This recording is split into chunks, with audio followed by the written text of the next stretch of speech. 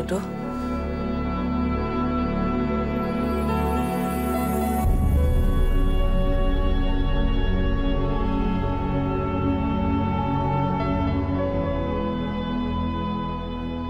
মা,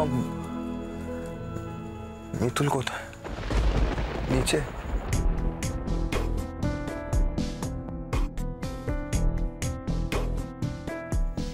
ও আসেনি।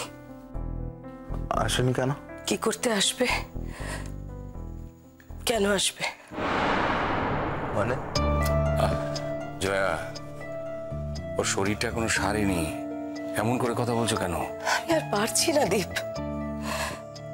আর এখন এই কথাটা ওর কাছে গোপন করার তো কোনো মানে হয় না। কি হয়েছে মা? বাবা কি হয়েছে বলো, আমার কাছে তোমরা কিছু হাইড করো না প্লিজ।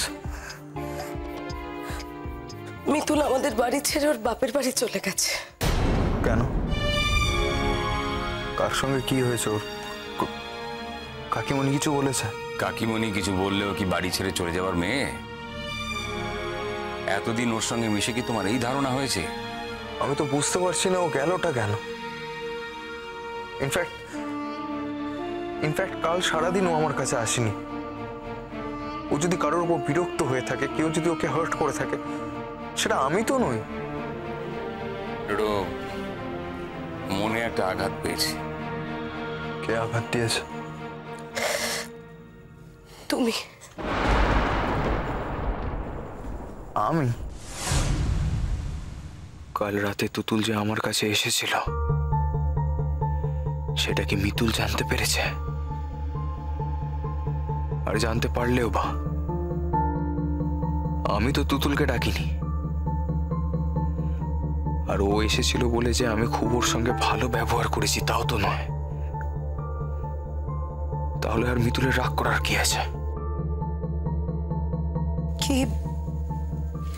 কি ভাবছিস তুই? ভাবছি মিতুলকে আমি কি করে আঘাত দিলাম, সেটাই তো আমি বুঝে পারছি না। এমন কিছুই তো আমার সঙ্গে ওর হয়নি। ইনফ্যাক্ট আমার